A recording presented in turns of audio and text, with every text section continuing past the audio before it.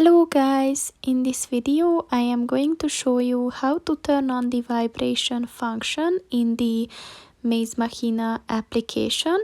But first I just want to mention, don't forget to subscribe to my channel, because at 10,000 subscribers I am going to show you my whole YouTube revenue statistics and growth strategy, as well as how to make money online. Let's jump into it. First of all, open the application on your phone. Then click on the settings button on the top of the page on the left. And then as you can see, the very last button is the vibration setting. So just click on the button, and if you see vibration on, it means that this function is enabled. So that's pretty much it for this video, guys. See you in the next one. Goodbye.